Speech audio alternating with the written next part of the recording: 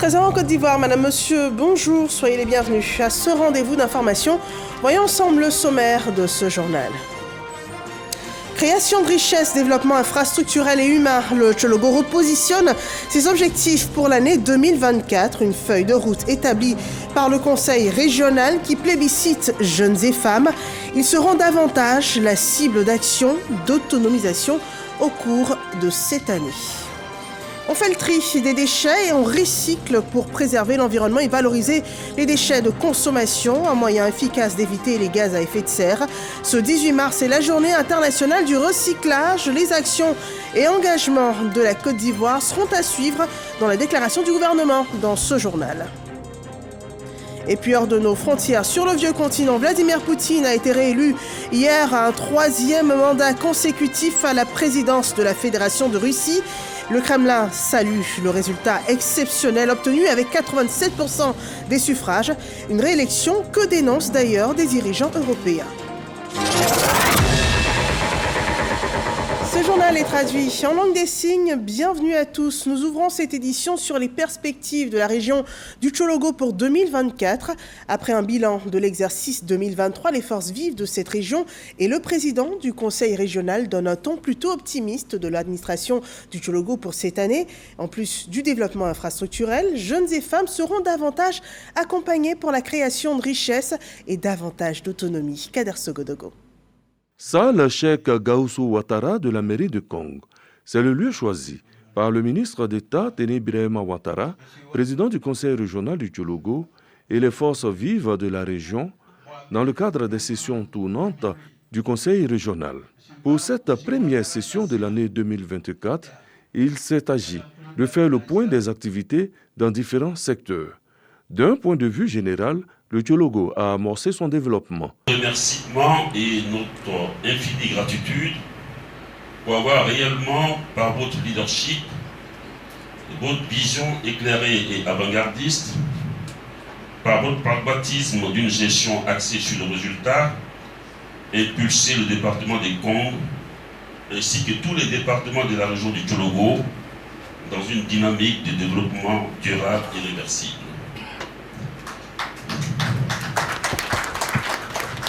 En effet, que ce soit dans le domaine de la santé, de l'éducation, des services sociaux de base, la voirie, le conseil régional a permis, par la réalisation d'infrastructures, d'assurer un bien-être véritable des populations. Examen des différents comptes du conseil, bilan financier. La gestion de Téné Birahima Ouattara obtient le quitus des conseillers régionaux. La trajectoire est indiqué. Ce conseil nous a donné l'occasion de recueillir un peu l'avis des uns et des autres sur ce que nous devrions faire cette année-ci pour conduire la mission qui nous a été confiée. Les 5 dernières années, nous avons fait un certain nombre de réalisations que nous pensons pouvoir continuer encore pendant ces 5 prochaines années, que ce soit en matière de santé, en matière d'éducation, en matière d'infrastructures routières. Et bien entendu, un chapitre qui nous concerne, qui nous touche particulièrement, sur lequel nous sommes, je dirais, très sensibles, c'est celui de l'employabilité des jeunes. C'est vrai, nous avons mis ce mandat sous le sceau de l'employabilité des jeunes. Nous allons nous y employer et bien entendu créer aussi des activités rémunératrices pour nos sœurs, les femmes. Jeûne du Ramadan, carême chrétien, aide aux coopératives. Des dons ont été offerts dans ce sens par le ministre d'État Téné Birahima Ouattara, président du conseil régional du Tchologo. Ce 18 mars, on fait le tri des déchets partout dans le monde car c'est la journée mondiale du recyclage. Occasion de sensibiliser d'ailleurs sur le recyclage et sur l'importance de la réduction des déchets. Sensibiliser aussi à opter pour une consommation plus responsable et réduire au mieux les gaspillages afin de préserver les ressources naturelles. Alors comment s'articule cette journée ici en Côte d'Ivoire? Réponse avec la déclaration du gouvernement sur ce sujet. La journée mondiale du recyclage est l'occasion pour le gouvernement ivoirien de revenir sur la nécessité de bonnes pratiques et des bons gestes en matière de tri et de recyclage des déchets. Le recyclage est donc un moyen de donner une valeur à nos déchets par la pratique des 3 R, à savoir réduire, réutiliser, recycler. Cette bonne pratique constitue, à n'en point douter, un moyen de lutte contre la pollution de l'environnement. En effet, le recyclage est une technique qui permet de réduire la consommation des ressources naturelles en offrant une seconde vie aux matériaux déjà utilisés. En Côte d'Ivoire, de nombreuses initiatives en matière de recyclage ont été entreprises. Et le gouvernement s'est résolument engagé dans une dynamique d'économie circulaire impulsée par le président de la République, son Excellence Alassane Ouattara, qui accorde une priorité à la protection de l'environnement et à la préservation de la qualité du cadre de vie de nos concitoyens. La gestion des quantités sans cesse croissantes de déchets nécessite la mobilisation d'importantes ressources financières. Dans ce cadre, l'adoption par tous de comportements responsables en vue de la réduction des quantités de déchets que nous produisons et leur recyclage permettrait de réduire les dépenses dans ce secteur tout en préservant notre environnement. La réflexion actuelle sur le recyclage doit nous amener plus loin du fait des énormes enjeux sociaux, écologiques, énergétiques, sanitaires et économiques. Selon le ministre Bouaké Fofana, la Journée mondiale du recyclage vise à sensibiliser et encourager la population à l'adoption des démarches responsables pour la préservation de l'environnement et de la qualité du cadre de vie. La diaspora ivoirienne se constitue en réseau d'affaires. L'ambition, c'est d'apporter des investissements pour une meilleure contribution au développement de la Côte d'Ivoire. Ce réseau canalisera donc les porteurs de projets de la diaspora ivoirienne vers la Côte d'Ivoire et devra aussi s'assurer du retour sur investissement. C'est le lancement de ce réseau qui devrait constituer l'enjeu majeur de la 5e édition des Journées ivoiriennes de la diaspora. Juliette Ouya nous en dit davantage. Agriculture, éducation, industrie, ces secteurs intéressent des entrepreneurs ivoiriens installés à travers le monde. Réunis au sein de la COGID, Coordination générale des Ivoiriens de la diaspora, ils veulent investir en Côte d'Ivoire. Et pour atteindre cet objectif, la COGID procède au lancement officiel de la 5e édition des Journées de la diaspora ivoirienne. Cette journée de la diaspora qui vont permettre de faire du B2B, de rencontrer les entreprises locales ici sur place et aussi les entreprises venant de la diaspora pour avoir des échanges du B2B, des échanges, des opportunités d'affaires, il y en a. Cette 5e édition des Journées de la diaspora ivoirienne sera aussi l'occasion de procéder à la mise en place du réseau d'affaires des Ivoiriens de la diaspora, le RAID. Objectif : orienter les porteurs de projets de la diaspora ivoirienne vers la Côte d'Ivoire. Plusieurs jeunes entrepreneurs ayant déjà bénéficié d'un accompagnement de la COGID. Actuellement, nous avons entrepris dans l'éducation, surtout au niveau des études en Inde. Voilà, nous avons eu une expérience. Certains qui étaient mal orientés revenaient vers nous et c'est à nous de résoudre les problèmes. Donc nous-mêmes, on se donne cette tâche de vraiment les guider et de mieux les orienter afin qu'on puisse avoir une jeunesse ivoirienne qui est très très bien formée. Créée en août 2004, la COGID, Coordination générale des Ivoiriens de la diaspora, compte plus de 1000 membres. La Société africaine francophone d'histologie, d'embryologie et de cytogénétique s'interroge sur la fertilité du couple et pathologie génétique. Elle s'est réunie récemment au congrès. Les participants harmonisent ainsi leurs connaissances pour un meilleur accompagnement de la procréation en Afrique. Soro Corona. 12% des couples en Afrique souffrent de problèmes de procréation. Pour trouver des solutions à cette préoccupation, 100 spécialistes en histologie, embryologie, cytogénétique réfléchissent sur la question à Bouaké. C'est dans le cadre du 4e congrès de la Société africaine francophone d'histologie, embryologie, cytogénétique, SAFEC. Pathologie génétique en milieu africain, problématique de l'infertilité en milieu africain, assistance médicale à la procréation, pratique et législation. Des thématiques qui ont meublé les travaux. Nous avons remarqué qu'il y a des familles qui souffrent en silence de ce problème. Donc nous voulons leur donner une lucarne pour pouvoir échanger avec des spécialistes qui existent en Côte d'Ivoire, pour leur donner les informations qu'il faut, les orientations qu'il faut pour une prise en charge idoine. Ces réflexions de Bouaké vont permettre aux spécialistes de partager les résultats de leurs recherches pour une meilleure prise en charge des couples souffrant de procréation. Si 40% des femmes sont incriminées, il y a peut-être 30% des hommes. Parce qu'on se rend compte de cela quand on fait les examens. On arrive maintenant à savoir un peu le pourquoi et on peut traverser quelques situations pour que finalement ces couples aient des enfants. Le ministère de la Santé attend beaucoup des conclusions de ces travaux de haut niveau. La tenue du présent congrès vient à point nommé car ces travaux permettront certainement de mener une réflexion approfondie sur ces questions à l'effet de disposer de conclusions pertinentes qui pourront aider les décideurs dans leur choix en termes d'objectifs de formation et d'équipement des structures sanitaires pour une prise en charge adéquate de ces problèmes de santé. Ces 3 jours de réflexion vont également permettre aux spécialistes de peaufiner des traitements communs en Afrique. Le 4e congrès de la SAFEC a eu pour thème infertilité du couple et pathologie génétique.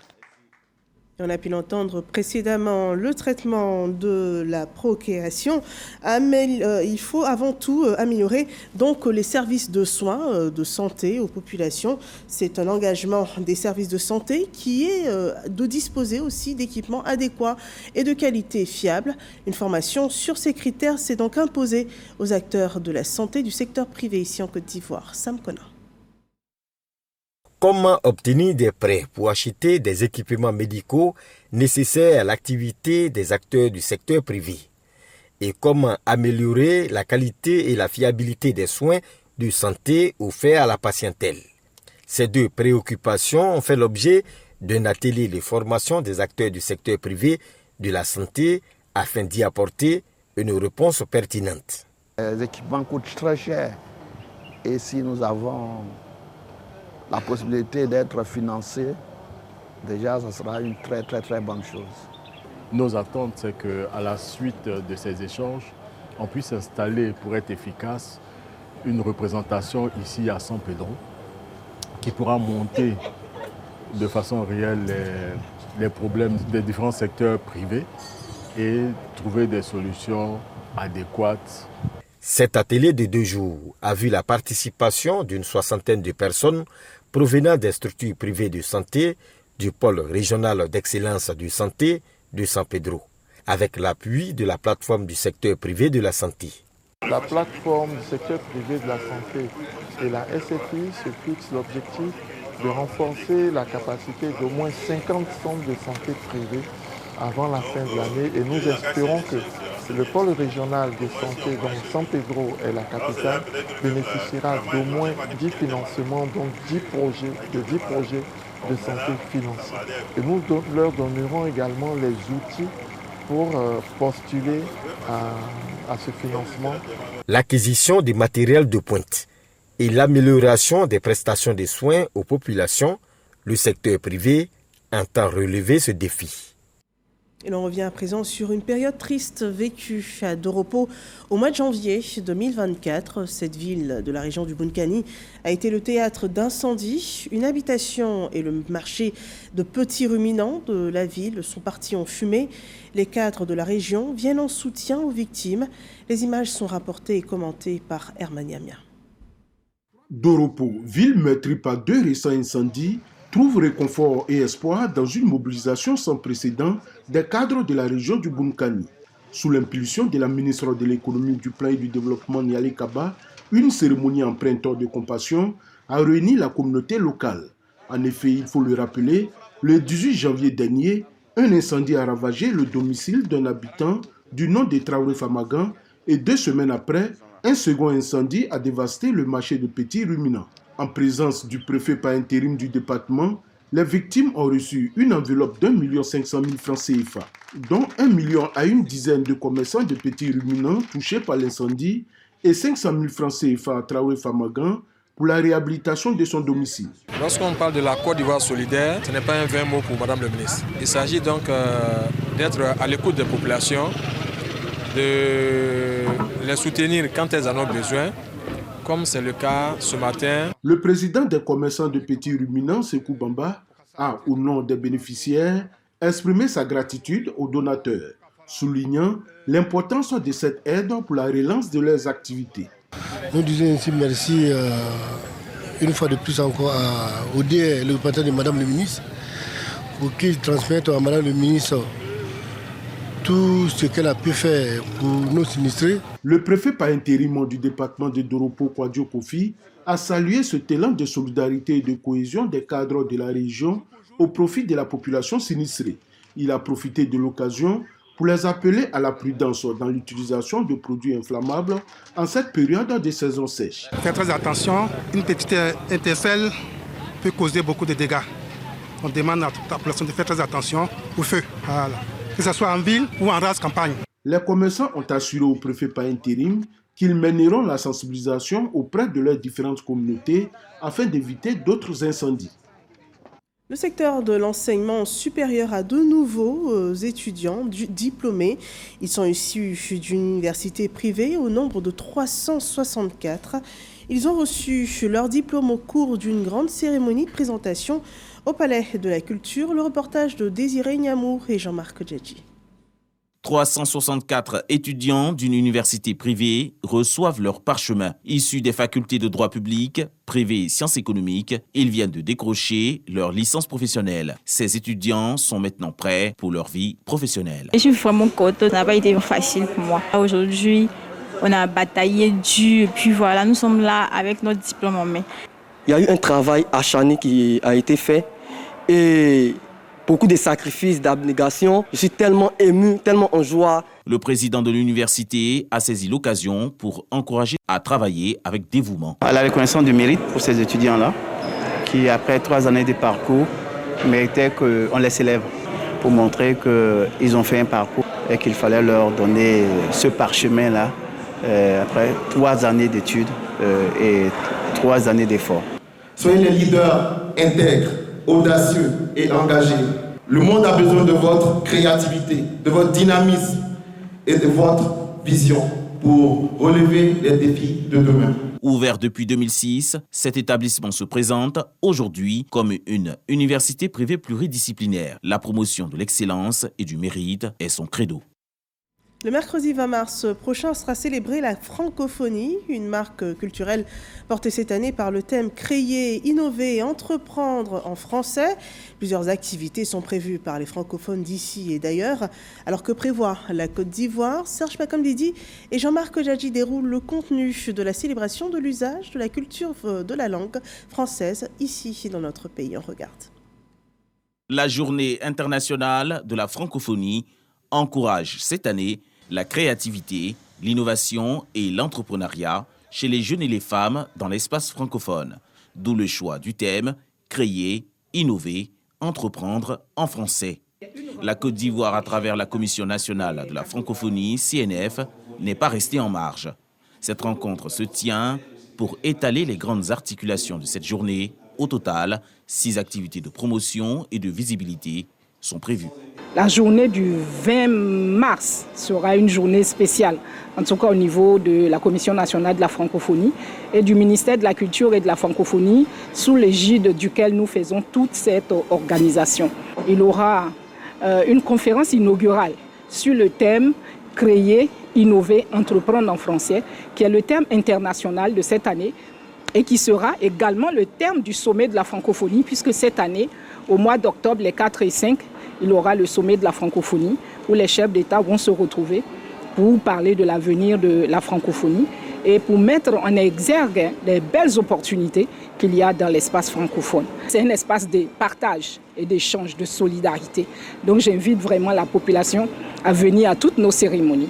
Des ateliers d'information sur les offres d'emploi de la francophonie avec les femmes, des journées du cinéma francophone, des panels autour du thème « Le français langue plurielle » sont d'autres activités qui meubleront cette journée du 20 mars. Dans le centre du pays, la situation des enfants mobilise les actions de l'ONG Save the Children. De 2021 à 2024, l'organisation a eu dans le viseur la lutte contre le travail des enfants dans la chaîne d'approvisionnement de cacao. Voyons le bilan des actions avec Soro Corona. Mettre fin au travail des enfants dans la chaîne d'approvisionnement en cacao en Côte d'Ivoire. C'est l'objectif des structures étatiques et de certaines ONG. C'est le cas ici de l'ONG internationale Save the Children avec son projet Pacte. Protection et action contre le travail dangereux des enfants dans les départements de Daloa et Vavois. Après 30 mois d'exécution du projet, les parties prenantes se sont retrouvées à Yamoussoukro pour dresser le bilan. 20 comités de protection des enfants, 20 groupements d'enfants installés, 132 acteurs formés et 27 travailleurs sociaux recyclés sur le travail des enfants. Le projet Pacte a vraiment eu à faire intervenir les parents, les communautés, à tenir compte des droits des enfants dans leurs travaux domestiques, pour éviter de les faire travailler en dehors de ce qui est requis comme droit.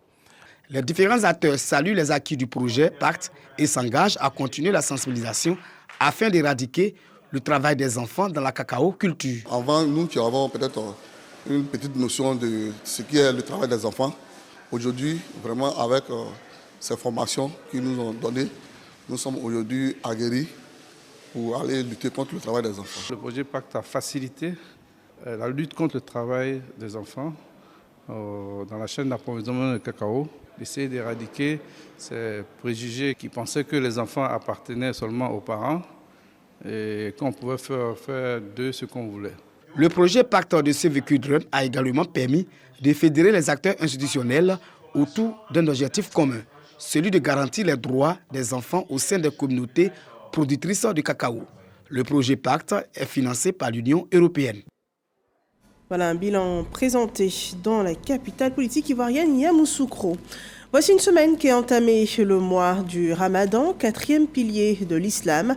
Une période qui appelle les fidèles musulmans à repousser leurs limites d'action religieuse par l'abstinence, le partage, la méditation du Coran et davantage de prières. Et pour cette année, le COSIM prie davantage pour la cohésion et la paix en Côte d'Ivoire et dans la sous-région. Parga se reconnaît. La préservation de la vie humaine est un commandement plus qu'inviolable. Il participe de la sacralité de la vie qui est un don de Dieu. Des propos tenus par Cheikh Aïma Ousmane Diakité, guide suprême de la communauté musulmane de Côte d'Ivoire, à l'occasion de la traditionnelle rupture collective du jeûne de Ramadan organisée par le COSIM. Guerre entre la Russie et l'Ukraine, guerre entre Israël et les Palestiniens, la guerre civile au Soudan, guerre en RDC et ailleurs. Durant ces mois bénis de Ramadan au cours duquel Allah nous ouvre les portes de sa miséricorde infinie, nos cœurs sont meurtris devant le chaos engendré par la folie des hommes qui préfèrent malheureusement le bruit des armes à la sérénité de la paix. Pour le président du COSIM, la paix dans la sous-région ouest africaine est une nécessité existentielle. Nous sommes liés par des relations de vraie fraternité, ce qui signifie que la paix et la cohésion en Côte d'Ivoire est le gage de la stabilité des pays frères et vice-versa. Nous demeurons en prière pour tous les pays frères en proie à des conflits. Représentant le président de la République, Alassane Ouattara, le ministre du Patrimoine, du portefeuille de l'État et des entreprises publiques a encouragé et félicité les responsables du COSIM pour l'initiative. Cette cérémonie consiste à créer, en ce mois béni de Ramadan, un cadre de retrouvailles, de partage et de fraternité, contribuant ainsi à non seulement promouvoir les valeurs humanistes sous-jacentes de l'islam, mais aussi au rayonnement de la vie culturelle dans notre pays. Permettez-moi de vous réitérer la gratitude de son Excellence, Monsieur le Président de la République.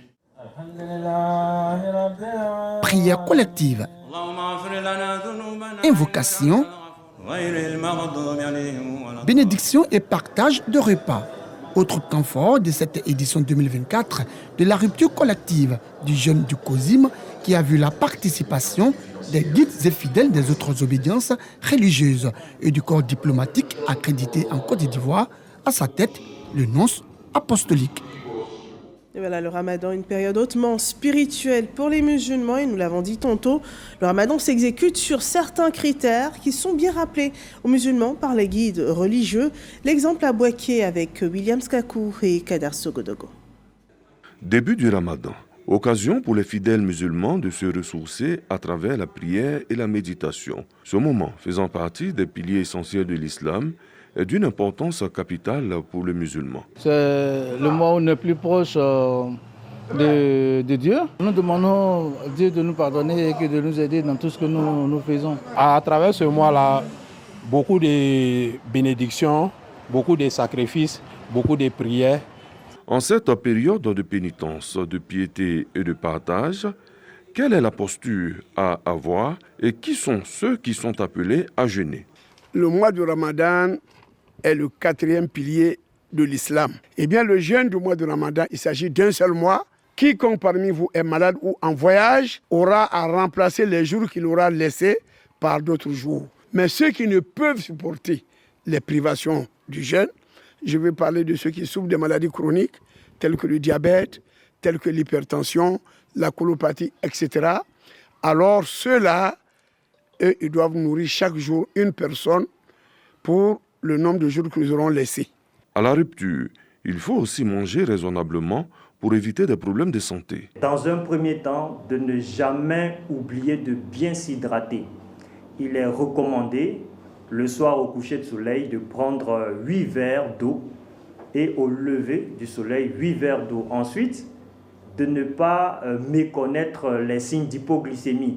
En plus de l'eau, qui est abondante, ce sont pour la rupture d'éviter les féculents, de prioriser les fruits et les aliments riches en eau tels que les bouillies, les salades de fruits, juste pour la rupture, c'est ce qui est recommandé. Le jeûne musulman se présente sous 3 facettes: la renonciation à la chair, l'abstinence face aux écarts de langage et une connexion avec le Créateur suprême. Et voilà donc le ramadan, un mois de solidarité et de partage. Il est donc normal d'observer au cours de cette période un flux abondant des actes de générosité envers surtout les personnes les plus démunies. C'est l'expression donc de la solidarité qu'on voit également dans les communes. Voyons à présent l'empathie exprimée du député et du maire de la commune de Trècheville avec Serge Pakomdidi et Moussa Konaté. 120 sacs de riz, 120 sacs de sucre, 120 cartons de lait et 100 packs d'eau, des dons à la communauté musulmane de la commune de Trècheville. Les donateurs, la députée Ami Tunkara et le maire François Amicha, apportent ainsi leur soutien aux fidèles musulmans. C'est devenu une tradition chaque année, à la faveur du mois de Ramadan, vous et votre frère, le ministre Albert François Amicha, vous venez nous rendre visite. Et pendant cette visite, vous venez les bras chargés de vivres pour venir aider les imams à s'aider et à aider les autres. Ce que vous nous apportez ce matin, on l'apprécie à sa juste valeur. Nous étions il n'y a pas longtemps avec les chrétiens, pour les jeunes des chrétiens, et aujourd'hui nous avions promis venir ici pour soutenir nos frères musulmans. C'est la raison essentielle de notre venue, dire à nos imams qui vont guider les fidèles qui ne sont pas seuls. Également, les fidèles ont formulé des bénédictions à l'endroit des donateurs pour leur acte de solidarité et de générosité. Également des prières pour la paix et la stabilité. Voilà, bon ramadan à toute la communauté musulmane de Côte d'Ivoire. Rappelons que l'heure de la rupture ce 18 mars, c'est à 18h30 ici à Abidjan. On poursuit avec l'actualité hors de nos frontières. Le président Vladimir Poutine a obtenu 87% des voix à l'élection présidentielle russe selon la commission électorale du pays. Ce résultat encore provisoire a été délivré sur la base du dépouillement de bulletins de 80% des bureaux de vote. Aucune inflexion ne sera donc à attendre de sa part, notamment sur le front de la guerre en Ukraine. Vladimir Poutine est au pouvoir depuis un quart de siècle et faisait face à 3 candidats triés sur le volet et sans envergure, selon des dirigeants de l'Union européenne, qui dénoncent d'ailleurs sa réélection. Voilà qui met fin à cette édition d'information. Merci de nous avoir suivis. Bonne suite d'après-midi sur RTI 1.